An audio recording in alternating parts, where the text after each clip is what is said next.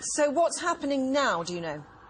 Right, well, you know, I've been sort of caught in the middle of it since around 5 o'clock this afternoon.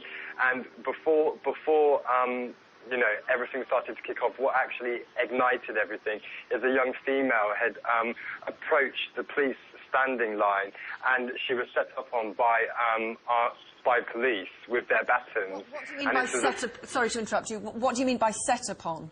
Well, the police line, they had the line stood there, had actually charged towards her and started hitting her with the baton. Subsequently, it turned out she was only 16, and this absolutely made everyone go up in uproar. And what was she doing? What was she doing that towards the police? She just approached the police saying that the community demanded answers and, you know, justice must be prevailed and, you know, they needed questions answering, and they just set up on her. Now then, obviously, you know, hundreds of people who'd congregated since evening had then charged towards the police, then shops were getting, you know, burnt down. I've just come inside and I can tell you now, you know, despite what police are saying, this incident is far beyond control. It's actually what they're doing is pushing all of the people that have congregated since evening into the actual estates of Tottenham. And this is, I've just seen a pub being broken into with everybody running into the pub, sitting down in the pub, drinking in the pub. You know, numerous amounts of vehicles have been set fire to on the road, and it's all going in a estate now. So that means that obviously the media aren't able to get their cameras in because it's not safe. So at the moment, the public and the media are only going by what the police are saying, and what the police are saying is fairly inaccurate to what I'm seeing. OK, can I just clear up one thing? When you were outside protesting peacefully with banners, presumably, outside the police station, at what point did the police come out? Presumably they came out and just lined up outside and just refused to say anything. Is that what you're saying? Yeah, at the start they just sort of came out. It was high-vis uniformed officers. It wasn't officers wearing any kind of protective clothing or anything. It just gradually started to build and to build and to build. There was a senior officer who came out. That was clear because he had the his collar stripes on, you know, that identified him as a senior officer. And there was kind of no you know, there was no communication there. There was nothing to say, OK, we've heard what you've had to say, and there was nothing. OK. And now people are dispersing, but going back to their estates, and you're saying that the trouble is continuing.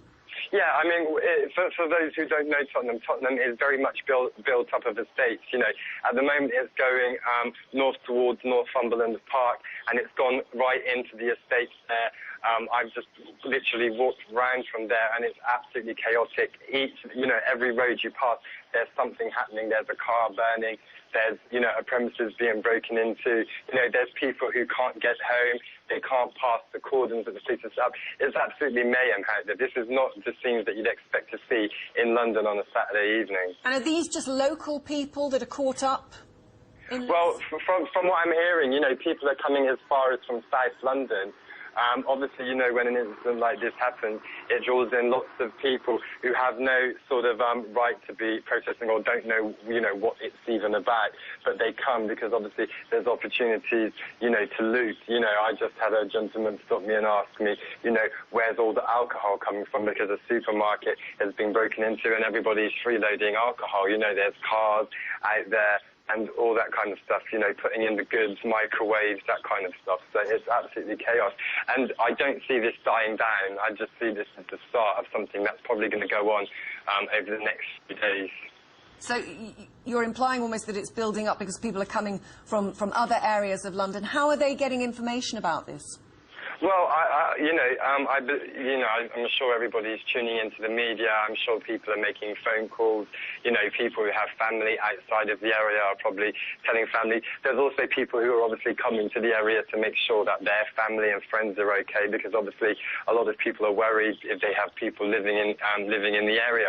I heard the person talking before, I believe it was a police officer, saying that there were no injuries. I've seen numerous amounts of people being taken away by ambulance covered in blood.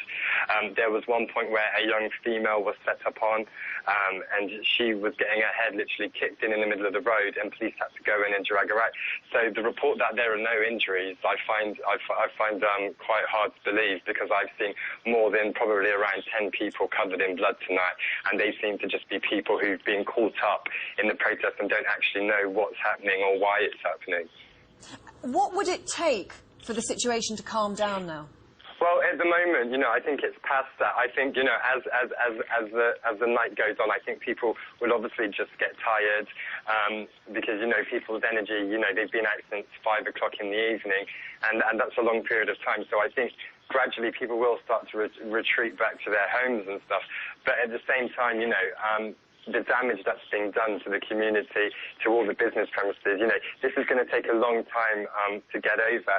And that's if there isn't any more trouble over the next ongoing days, which is probably most likely. OK, well, thank you very much indeed for joining